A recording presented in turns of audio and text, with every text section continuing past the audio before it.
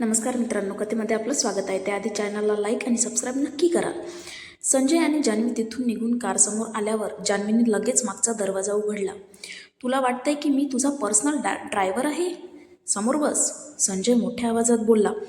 त्याचा आलेला मोठा आवाज ऐकून जान्हवी दचकली आणि तिने पटकन मागचा दरवाजा बंद केला आणि पुढे जाऊन संजयच्या बाजूच्या सीटवर जाऊन बसली. त्याला शेजारी बसून जान्हवीला घाम फुटला होता. संजय आत्तापासून आपल्याबरोबर काय करेल, तिला याचीच भीती वाटत होती. तुझे कपडे माझ्या खोलीतून साफ केले आहेत का? संजयने समोरची नजर न हटवता विचारलं. ज्यावेळी मी ते करत होते तेव्हा प्रेरणा मला घ्यायला आली होती. जान्हवीने हळू आवाजात काळजीपूर्वक उत्तर दिले. ठीक आहे, मग आजपासून मी तुला आदेश देतो की मी घरी असताना कधीही तुझी खोली सोडू नकोस. मला एक क्षणही तुला पाहायचं नाही. संजय जान्हवीकडे न पाहता म्हणाला. सकाळी 8 ते 5 वाजेपर्यंत तू तुझ्या खोलीतून रविवार सोडून बाहेर पडू शकते. रविवारी तुझी खोली कधीही सोडू नको, कारण मी घरी असेल. संजय पुन्हा म्हणाला. हो समजले, पण माझ्या नोकरीचे काय? जान्हवीने घाबरत विचारले. तू आतापासून तिथं काम करणार नाही. तुला काही हवं असेल तर तू कुणालला सांग, नाहीतर आज रात्री कुणाल तुला वापरण्यासाठी एक कार्ड देईल, संजय बोलला. जान्हवीने फक्त मान हलवली. नंतर दोघांपैकी कोणी काही बोलले नाही. ते मेन्शनमध्ये पोहोचले आणि कारमधून उतरून जान्हवी थेट संजयच्या रूममध्ये तिचं सामान पॅक करण्यासाठी निघून गेली. संजयही जान्हवीच्या मागे आत गेला. संजय सोफ्यावर बसला आणि कुणालला कॉल करण्यासाठी त्याच्या ट्राउझरच्या खिशातून सेलफोन काढला. कुणाल, आज मी ऑफिसमध्ये येणार नाही आहे, आणि हां, जान्हवीसाठी दररोज वापरण्यासाठी कार्ड घेऊन ये. कुणालच्या उत्तराची वाट न बघता संजयने लगेच कॉल कट केला आणि सोफ्यावर आपली पाठ टेकवली. त्याचे सुंदर डोळे थोडक्यात जान्हवीकडे वळले, जी तिच्या सूटकेसमध्ये कपडे घालण्यावर लक्ष केंद्रित करत होती. जान्हवीने तिची बॅग पॅक केली आणि बाहेर जाणार की संजय तिच्या समोर गेला आणि तिला काही न बोलता तिच्या हातात एक चावी दिली. जान्हवीनेही ती चावी घेतली आणि गुपचूप तिथून निघून गेली. ती पहिल्या मजल्यावरील गेस्ट रूममध्ये गेली. आता मला एका कैद्यासारखं या जेलमध्ये राहावं लागणार. शिवाय इथं मी एकटी नसून या घरात एक लांडगाही राहतो आणि त्याला जेव्हा मला खायचे असेल तेव्हा मला तयार राहावं लागेल. जान्हवीने विचार केला. तिला खूप थकल्यासारखे वाटत होतं, म्हणून तिने तिचे शरीर गादीवर झोपून दिलं. टोक टोक टोक कुणीतरी तिच्या दारावर ठोठावल्यावर जान्हवी उठली आणि दार उघडलं. तेव्हा एक मेड हातात जेवणाचं ताट घेऊन उभी दिसली. मॅडम, हा लंच तुमच्यासाठी, आणि तुम्हाला अजून काही हवं असेल तर तुम्ही किचन टेलिफोनवर कॉल करा. नंबर टेलिफोनच्या खाली आहे. एवढं बोलून ती मेड तिथून निघून गेली. मी या खोलीत किती दिवस राहणार आहे? जान्हवीने पूर्ण रूमवरून नजर फिरवली. थोडाच वेळा झाला होता आणि जान्हवीला आतापासून कंटाळा येऊ लागला होता. ती अशी कशी एका रूममध्ये दिवसभर बसू शकत होती? 1 तासही तिला एका वर्षाप्रमाणे वाटत होतं. आणि आज संजय ऑफिसलाही गेला नव्हता. मग आज तिला बाहेरही जाता येत नव्हतं. बघता बघता संजय आणि जान्हवीच्या लग्नाला आता 1 महिना पूर्ण झाला होता. पण जान्हवी कधीच चुकूनही संजयच्या समोर आली नव्हती. त्याने सांगितल्याप्रमाणे ती सकाळी 8 ते संध्याकाळी 5 पर्यंत फक्त बाहेर असायची. 5 वाजले की ती तिची रूम गाठायची. रविवारीही ती रूम बाहेर पडायची नाही. ती जेव्हा जॉब करत होती तेव्हा तिने बऱ्यापैकी पैसे बचत केले होते. तिचं स्वप्न होतं स्वतःचं एक लहान कॅफे चालू करायचं. त्यासाठी तिने पैसे जमा केले होते. पण संजयची तिच्या आयुष्यात अनपेक्षितपणे एंट्री झाली आणि सगळंच विस्कळीत झालं. तिची स्वप्नच राहिली. सकाळपासून जान्हवी बाहेर फिरत होती. थोडा वेळ ती तिच्या रूममध्ये गेली आणि तिथेच झोपी गेली. थोडा वेळ झोपली असेल की तिला कशाच्या तरी आवाजाने जाग आली. घड्याळमध्ये बघितलं तर 4 वाजले होते. अजून आपल्याकडे 1 तास आहे असं विचार करून ती बाहेर आली आणि लिव्हिंग रूममध्ये संजयला सोफ्यावर बसलेला बघून ती स्तब्ध झाली. तिचे डोळे त्याला बघून विस्फुरले. तिची पावले जाग्यावर थांबली. जस्ट वेळ वाया न घालवता ती तशीच वळली आणि 100च्या स्पीडने तिची रूम गाठली. Oh my God! जान्हवी रूममध्ये येऊन स्वतःच्या छातीवर हात ठेवून धडधडणाऱ्या हृदयाला शांत करू लागली. की दरवाजा उघडण्याचा आवाज आला आणि जान्हवीचं राहिलेलं अवसानही गळलं. तिने वळून पाहिलं तर संजय दरवाजा उघडून आत आला होता. काय झालं? संजय जान्हवीच्या बेडवर आरामात बसत बोलला. ते मी चुकून बाहेर. जान्हवीला काय सांगावं हे समजतच नव्हतं. 1 महिना तर बरा गेला होता. ती या मॉन्स्टरसमोर आली नव्हती. पण आता काय? आज रात्री आपल्याला माझ्या एका पार्टनरच्या पार्टीमध्ये घेऊन जाणार आहे. त्यामुळे तयार राहा आणि माझ्यासमोर हे असं वायफळ बडबड नाही करायची. तिच्या बोलण्याकडे दुर्लक्ष करत संजय बोलला आणि तिथून निघून गेला. मूर्ख अस्वल कुठला! जान्हवी तो रूममधून बाहेर जाताच त्याला शिव्या देऊ लागली. या अस्वलाने तिला जिवंत खाऊ नये म्हणून लगेच तयार होण्यासाठी निघून गेली. सूर्य मावळायला लागला होता आणि जान्हवी आरशासमोर बसून स्वतःला आरशात बघत होती. मेकअपची सवय नव्हती, त्यामुळे तिने चेहऱ्यावर साधीशी क्रीम लावली आणि त्यावर लूज पावडरही लावली. हलकं लिप बाम लावलं आणि झाला तिचा मेकअप. टोक टोक टोक ती स्वतः आरशात बघत होती की दरवाजावर टकटक झाली आणि ती आरशासमोरून उठली आणि दरवाजा उघडला तर एक वेटर हातात एक पिशवी घेऊन आला होता. मॅडम, सरांनी हे तुमच्यासाठी पाठवलं आहे. पिशवी पुढे करत तो वेटर बोलला. थँक्यू. ती पिशवी घेत जान्हवी बोलली आणि आतमध्ये गेली. वेटरही निघून गेला. जान्हवीने ती पिशवी उघडली तर त्यामध्ये एक लॉंग ब्लॅक गाऊन होता. तिने लगेच तो घातला आणि आरशात स्वतःचं प्रतिबिंब बघितलं. खूप सुंदर दिसत होता तो ड्रेस तिच्या गोऱ्या रंगावर. त्याला बघून तिला समजलं की तो खूप महाग असेल. जान्हवी कपाटातून तिची स्लिंग बॅग घेतली आणि ताबडतोब अस्वलाला भेटायला खाली धावत घेतली. झालं तुझं? चल, आता उशीर होईल. एवढं बोलून संजय सोफ्यावरून उठला आणि बाहेर निघाला. जान्हवीही त्याच्या मागे तिची हिल आणि ड्रेस सांभाळत निघाली.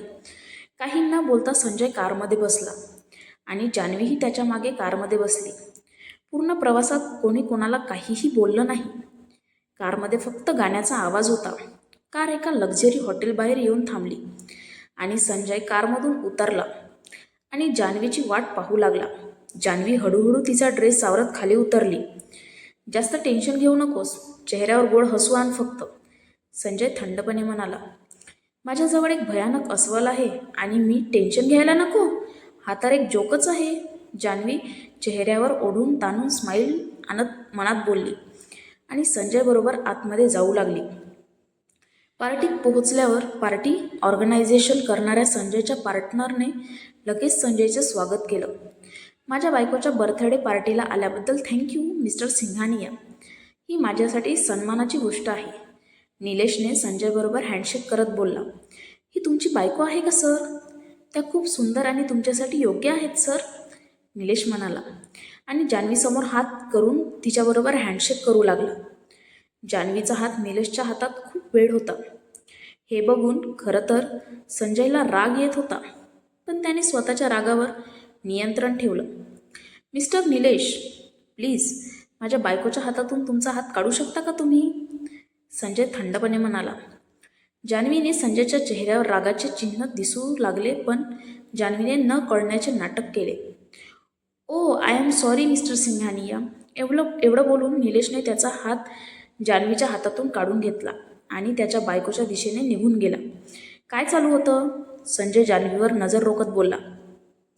मी काही नाही केलं, ते तर त्यांनी मला ग्रीट केलं होते, जान्हवी आपले खांदे उडवत बोलली आणि संजय निलेश जिथं उभा आहे तिकडे जाऊ लागला. जान्हवी त्याच्या मागे गेली. ओ मिस्टर सिंघानिया, माझ्या पार्टीला येण्यासाठी थँक्यू व्हेरी मच, निलेशची बायको संजयकडे बघत बोलली. यू आर वेलकम, पण मी जरा बिझी आहे म्हणून आम्ही थोडाच वेळ थांबू इथं आणि wish you a very happy birthday, Sanjay निलेशच्या बायकोबरोबर हँडशेक करत बोलला. जान्हवीनेही तिला शुभेच्छा दिल्या. संजय लगेच वळला आणि तिथून जाऊ लागला. आपण कुठे जात आहेत? त्याच्या स्पीडबरोबर चालण्याचा प्रयत्न करत जान्हवी बोलली. तुला अजून इथंच राहायचं आहे का? मला तर घरी जायचं आहे, संजय एक्झिटकडे वेगाने जात बोलला. तू जरा फास्ट चालू शकत नाही का? हळू चालणाऱ्या जान्हवीकडे बघून संजय बोलला. पण हिलमुळे जान्हवीला नीट चालता येत नव्हतं. संजयने तिचा हात पकडला आणि रोमॅन्टिक नवऱ्याप्रमाणे अजिबात नाही पण जान्हवीसाठी दरवाजा उघडला आणि तिला आतमध्ये धक्का देऊन बसवलं. संजयही दुसऱ्या बाजूने आत बसला. त्याचा चेहरा तर भुकेल्या सिंहाप्रमाणे झाला होता. इथून पुढे मी तुला कुठे घेऊन गेलो तर माझ्या पार्टनरबरोबर किंवा दुसऱ्या पुरुषांबरोबर अजिबात जास्त वेळ हातात हात देऊन ठेवायचं नाही. संजय तिच्याकडे रागात बघत बोलला. हो समजले. जान्हवी त्याच्याकडे घाबरून बघत बोलली. उद्याचं विसरू नको. संजय बोलत होता की त्याच्या खिशातील सेलफोन वाजला. कुणालने कॉल केला होता. हॅलो कुणाल. Hello boss. आमच्या मालाची डिलिव्हरी शहरामध्ये होणार होती, पण आता अडथळा आहे. सीमेवर पोलीस आहेत जे आमच्या मालाच्या गाडीची हेरगिरी करत आहेत. कुणाल फोनवरून म्हणाला. का? ही बाब पोलिसांना कोणी सांगितली? संजय म्हणाला. आपला कोणीतरी विश्वासघात केला आहे. कुणाल बोलला. तू सर्व व्यवस्था कर. जर तुम्हाला शस्त्रे देण्यास उशीर झाला तर मी ताबडतोब मुख्यालयात जाईल, संजय म्हणाला आणि नंतर फोन ठेवला. संजयने लगेच कारचा वेग वाढवला आणि जान्हवी घाबरली. मला भीती वाटत आहे. तू जरा हळू कार चालव ना, जान्हवी घाबरत बोलली. संजयने लगेच कारला ब्रेक मारला आणि जान्हवीकडे वळला. जान्हवी तर उगाच या अस्वल खवळलं या नजरेने बघू लागला. तुला भीती वाटते तर मी हळू गाडी चालवून आणि माझ्या कामासाठी लेट होऊ का? संजय तिच्याकडे रागात बघत बोलला. जान्हवी त्याच्याकडे बघून घाबरली होती. त्याच्यापुढे ती काही बोलूच शकली नाही. संजय तिचे केस आपल्या हातात पकडले आणि तिचा चेहरा आपल्या चेहऱ्यासमोर पकडला. तिच्या डोळ्यात पाणी जमा होऊ लागलं होतं, पण संजयने त्याकडे दुर्लक्ष केलं. माझ्यावर कधीही नियंत्रण ठेवू नको, कारण तू माझ्यावर कधीही नियंत्रण ठेवू शकणार नाही, संजय म्हणाला. तुला जर अजून काही दिवस जगायचं असेल तर तोंड बंद करून इथं बस, नाहीतर मी तुला आता बाहेर फेकून देईन, संजय म्हणाला आणि परत वेगाने गाडी चालवायला लागला. त्याने अजिबात जान्हवीचा विचार केला नाही. जान्हवी घाबरून आपला ड्रेस घट्ट मुठीत पकडून बसली होती. मेन्शनमध्ये पोहोचल्यानंतर गाडी थांबली आणि पटकन जान्हवी गाडीमधून उतरली. संजयची कार आहे त्या वेगाने तिथून निघून गेली. संजयने केस घट्ट ओढल्यामुळे तिचं डोकं दुखू लागलं होतं. जान्हवीच्या डोळ्यातून एक अश्रू गालावर विसावला. तिने तो पुसला आणि मेन्शनमध्ये आत गेली. म्हणजे त्याने पोलिसांना आमच्या शिपमेंटबद्दल सांगितले, संजयने जेम्स आणि त्यांच्या एका माणसाला विचारले. ज्याने विश्वासघात करण्याचे धाडस केले. हो बॉस, त्याने कबूल केले आहे. तुला हे करायला कोणी सांगितलं? संजयने सध्या एका खुर्चीवर बांधलेल्या माणसाकडे खुनी नजरेने बघत विचारलं. मला माफ करा सर, माझं चुकीचं होतं. मला कोणीही सांगितले नाही, संजयने दिलेल्या फटक्याने जखम झालेल्या चेहऱ्याने उत्तर दिले. संजयने ताबडतोब त्याच्या पॅन्टच्या खिशातून बंदूक काढून त्या माणसाच्या डोक्यावर ठेवली. तुला हे करायला कोणी सांगितले? मला लवकर सांग, नाहीतर आज रात्री तू श्वास घेऊ शकणार नाहीस. संजयने त्या माणसाच्या खांद्यावर पाय ठेवला. मला माफ करा सर, मी प्रामाणिकपणे म्हणालो, मला कोणी सांगितले नाही. धाड बंदुकीच्या गोळ्या त्या माणसाच्या डोक्यात उतरल्या. संजयने पाहिले की तो माणूस शेवटच्या श्वासापर्यंत वेदनात होता. तेव्हा त्याने त्याला सोडलं. डोळ्यासमोरची व्यक्ती दयनीय रीतीने मरण पावल्यावर संजय समाधानाने हसला. त्यानंतर संजय तिथून निघून गेला. जेम्स बॉडी क्लीन अप करतो हे शब्द बोलून संजय लगेच निघून गेला. थेट त्याच्या मेन्शनकडे गेला. उशीर झाला होता, तरी सिंघानिया मेन्शनमध्ये काही नोकर अजून होते. ते फक्त संजय येण्याची वाट बघत होते. जेव्हा संजय घरामध्ये आला तेव्हा सर्व नोकरांनी मान खाली केली. सर, तुम्ही डिनर करणार आहात का? मी तुमचा डिनर अरेंज करू का? एका नोकराने विचारलं. मला कशाची गरज नाही, तुम्ही जाऊ शकता, संजय आपली पावले न थांबवता म्हणाला. संजय पायऱ्या चढत असताना अचानक त्याची नजर त्या गेस्ट रूमवर पडली, जी बंद नव्हती. संजय परत खाली आला आणि जान्हवी घरी असल्याची खात्री करण्यासाठी गेस्ट रूमचं दार उघडून आत गेला. जान्हवीने तिचे कपडे आणि हिल अजूनही काढली नव्हती आणि ती तशीच बेडवर झोपी गेली होती. संजयने तिच्याकडे बघून उसासा टाकला. तिच्याजवळ जाऊन त्याने तिची हिल काढली आणि तिला नीट ब्लँकेटने झाकलं. संजय मागे सरकला आणि जान्हवीच्या चेहऱ्याकडे पाहिलं. तिच्या गालावर सुकलेले अश्रू होते. आता ती त्याच्या पिंजऱ्यात आली होती तर तिला हे सगळं स्वीकारावं लागणार होतं. विचार करतच संजय तिच्या रूममधून बाहेर आला आणि तिच्या रूमचा दरवाजा नीट लावून घेतला. कोणीतरी आपल्या बायकोला मिस करत होतं का? बाहेरून आवाज आला आणि संजयने वर पाहिलं. तुम्हाला कथा कशी वाटली ते कमेंट करून नक्की सांगाल आणि पुढचे भाग तुम्हाला येतच राहील. थँक्यू.